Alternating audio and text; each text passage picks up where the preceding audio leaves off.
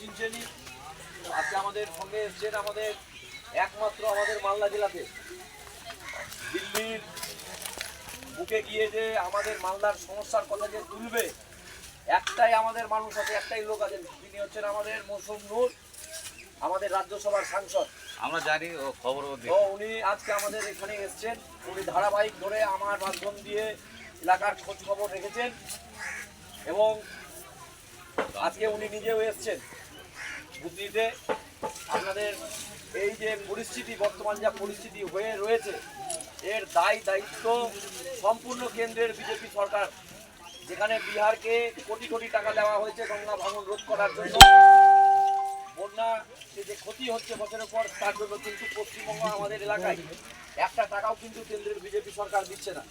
কিছুদিন আগে আপনারা যে টিভির পর্দা খুললেন, সেখানে কেন্দ্রের বিজেপি সরকারের বিরুদ্ধে গঙ্গা ভাঙনকে নিয়ে যে গর্জে উঠেছিলেন, তিনি হচ্ছেন মৌসুম নূর আমাদের সঙ্গে এখন, যিনি আপনাদের গ্রামে আজকে উনি রয়েছে।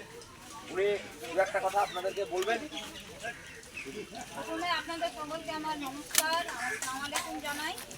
আমরা সকাল থেকে আমাদের যুব প্রেসিডেন্ট, আমাদের মানিকচকের ভূমিপুত্র ভাই বিশ্বজিৎ মণ্ডল, উনি তো কয়েকদিন ধরেই যখন থেকে বন্যা শুরু হয়েছে আপনাদের সঙ্গে সবসময় আছেন, যোগাযোগে আছেন এবং ত্রাণও এর আগে উনি দিয়ে গেছেন। বিভিন্ন জায়গায় উনি যাচ্ছেন, বানবাসীদের পাশে দাঁড়িয়েছেন উনি। ওনার সঙ্গেও আমি রীতিমতো যোগাযোগে ছিলাম।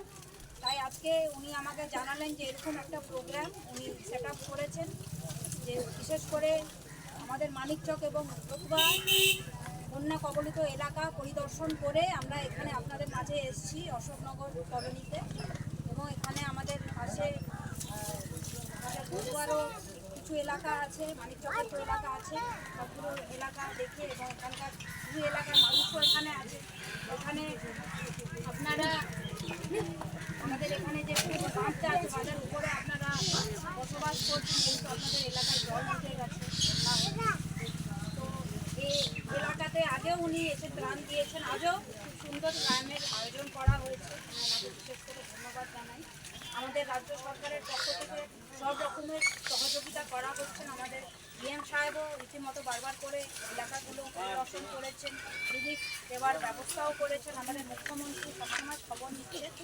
কিন্তু সব থেকে যে ভয়ানক পরিস্থিতি যে তৈরি হতে চলেছে আমরা সবাই জানি, যে এই যে ফুলাহার পাশে গঙ্গা, কোনো একটা জায়গায় যদি গঙ্গার ফুলাহার মিলে যায় তাহলে একটা ভয়াবহ পরিস্থিতি তৈরি হবে।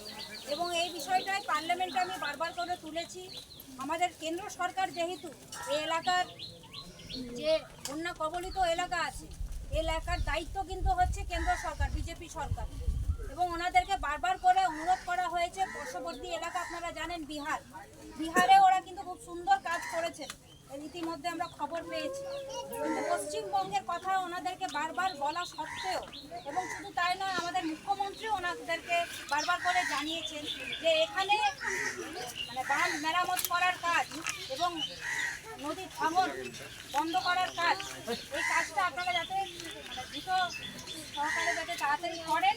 কিন্তু এই ব্যাপারে ওনাদের কোনো সহযোগিতা আমরা পাচ্ছি না, কোনো পদক্ষেপ আমরা পাচ্ছি না। তবুও আমাদের দায়িত্ব, আমরা বারবার করে কেন্দ্র সরকারকে জানাবো। পাশে ফারাক্কা বারাজ, ওনাদেরকেও বারবার করে আপিল করা হয়েছে, চিঠি করা হয়েছে, জানি না কবে ওনারা করবেন। কিন্তু আমাদের আন্দোলন চলবে।